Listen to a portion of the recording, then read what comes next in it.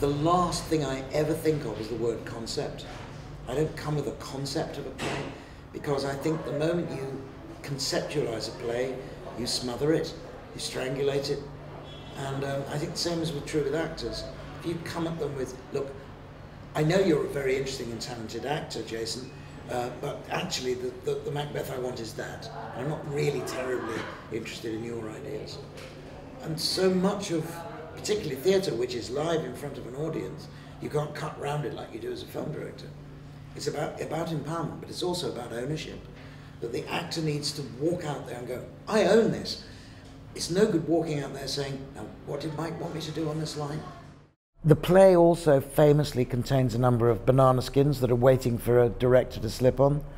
And I think they're almost all of them tied up with this issue of horror. I think the moment you try and externalize the horror, you just end up with cliche. And the thrills for a 21st century member of the audience of horror and terror and violence and excitement are so much better achieved in the cinema. You just end up looking stupid and feeble in the theatre if you try and rival that. But there are lots of things in the theatre that we do better, which is horror by suggestion, horror through psychology, horror that doesn't overstate it. And actually, the most wonderful thing that the theatre has is the tool of the audience's imagination, and the horror that is hopefully stimulated inside the audience's minds is going to be 10 times more awful. I don't think you could possibly stick on that stage, which actually just end up looking stagey. So you've got to really get inside people's brains and scare them because of what you don't see. I don't think I'm spoiling the story to say that he does murder someone, and he commits in any world one of the most disgusting, offensive, in inverted commas, sinful murders one can imagine. And it's interesting, when you talk, as I have, to murderers, they say, you kill a part of yourself when you do that, and you walk across a barrier that of course, most people don't walk across, and there's no going back. And you live with the fact that you've taken somebody else's life. If you're fighting in battle, or you're in a war, or, you know, in a sense, the enemy is faceless. But to murder someone that you know and who trusts you is obviously a staggering thing to do, and an almost impossible thing to live with. It is a horror story. But it's not a horror story in the conventional sense of how people think of the word horror, where they have an image in their heads of Hammer horror movies and sort of oogie boogie ghosts and so on, and distant dogs barking and doors slamming and screeching birds. It's actually a horror story because of what's going on inside the protagonist's mind. So the worst horror of all is his internal horror.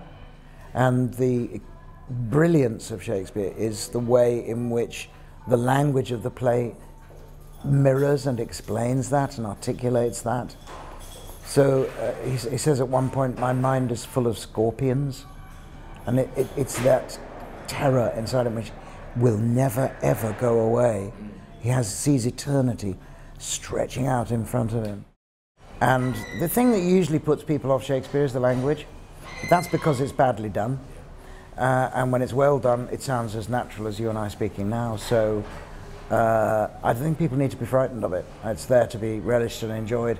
And the ball is in our court as theatre makers to make sure that it's accessible, not by in any way stooping to conquer, but by any way sort of explaining the play to the audience, but honouring the fullness and extraordinary nature of the language. And most of his language actually is not complicated.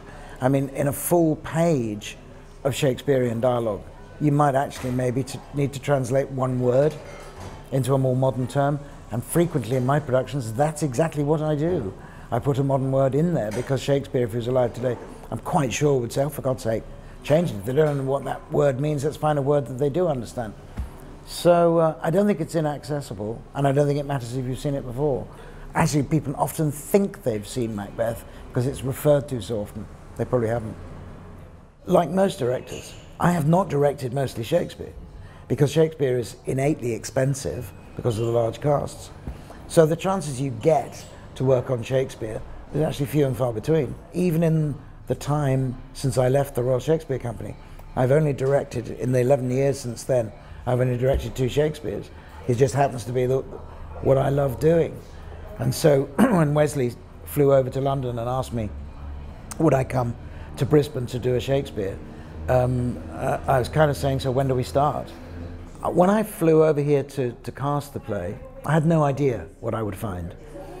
And actually what I found surprised me, in the sense that it's quite clear that there are a number of really top-notch actors who have decided that the centre of the theatrical world in Australia is not necessarily Sydney, and that they have decided that Brisbane is where they want to live and where they want to stay and where they want to bring up their kids, and this is where they want to work.